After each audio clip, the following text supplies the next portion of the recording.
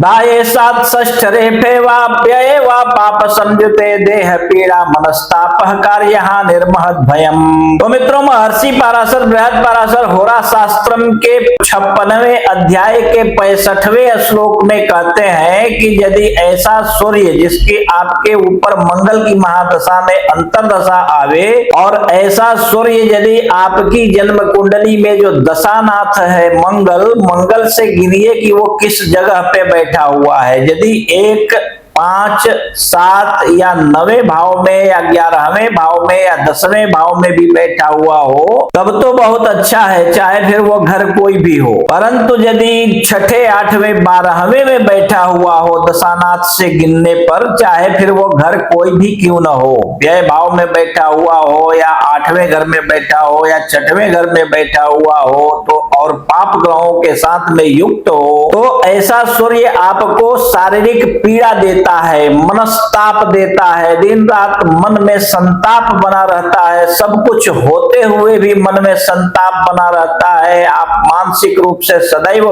पीड़ित रहते हैं और आपके जीवन में होने वाले सभी कार्यों की निरंतर हानि ही होते रहती है और महान भय बना रहता है सदैव। तो 66वें श्लोक में कहते हैं कि शिरो रोग ज्वरादिश्च अतिसारमथा पिवाद द्वितीय द्योतनाथे तु सर्प ज्वर पिशाद भयम। कहते हैं कि ऐसे समय में आपको सिर का रोग हो सकता है अथवा सिर में बहुत बड़ी कोई पीड़ा हो सकती है और ज्वर आदि बुखार आदि आपको लगे रह सकता है दीर्घ काल तक और अतिसार आदि का रोग आपको बहुत ज्यादा हो सकता है। द्वितीय द्युम्ननाथे, अगर दूसरे या 7वें घर का स्वामी हो या उनके साथ में बैठा हुआ हो या उनकी दृष्टि में भी हो तो सर्प दंश का भी भय बना रहता है। कहीं से कोई सर्प आता है और आपको डस करके चला जाता है, आपकी मृत्यु हो सकती है, विष का भय सदैव बना रहता है और ज्वर तो बना ही रहता है। ये बात महर्षि पराशर 66वें श्लोक में कहते हैं और 56वें अध्याय के 67वें श्लोक को भी देख लेते हैं। यहाँ पे कहते हैं कि शुद्ध पीड़ा भयम चैव शांतिम कुर्यात् यथा विधि देहारोग्यम प्रकुरुते धन धान्य चयम तथा। तो मित्रों, महर्षि पराशर कहते हैं कि यदि दूसरे 7वें भावेश हो ऐसा सूर्य या उनके साथ में कोई संबंध हो तो पुत्र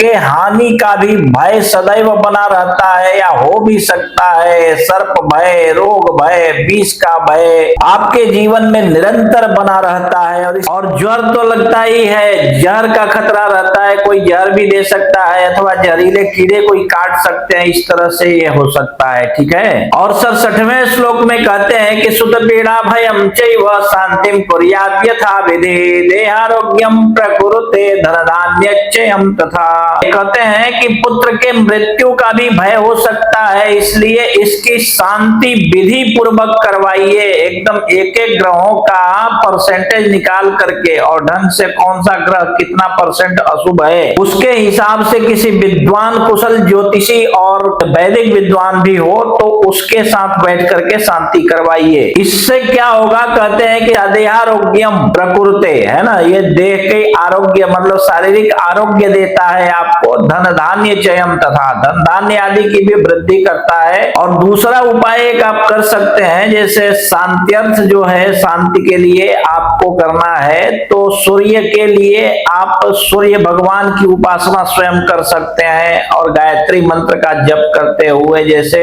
लोटे के जल में थोड़ा लाल चंदन मिला करके और थोड़ा लाल फूल मिला करके और थोड़ा गुड़ मिला करके आप सूर्य भगवान को अगर सूर्यार्घ देते हैं तो इससे सूर्य देवता प्रसन्न होते हैं। इसके अलावे आप सूर्य की उपासना कर सकते हैं या फिर जो है राम कृष्ण की उपासना कर सकते हैं, विष्णु श्री हरि के सहस्त्र नाम स्तोत्र का पाठ कर सकते हैं, भगवान विष्णु या भगवान राम के स्तुति गायन कर सकते हैं, उनकी अर्चना कर सकते हैं, सहस्त्र नाम से अर्चना करवा सकते हैं मंदिर में जा करके, तुलसी पत्रों से अर्चना जो होती है ऐसी अर्चना करवाइए, इससे आपको भरपूर लाभ होगा। ठीक है, इसमें कोई संशय नहीं है जैसा कि महर्षि पराशर ने यहाँ पे बतलाया हुआ है। ठीक है, तो इसी प्रकार आप भी अपनी कुंडली देखिए और अपने बारे में स्वयं समझ लीजिए और यदि इसके बाद भी आपको समझ में न आ रही हो तो आप अपनी कुंडली किसी कुशल श्रेष्ठ अनुभवी विद्वान ज्योतिषी को दिखाइए, और कोई श्रेष्ठ विद्वान यदि आपको आपके आजू बाजू में न मिले तो आप अपनी कुंडली हमें दिखा सकते हैं। आप देश विदेश कहीं भी रहते हो,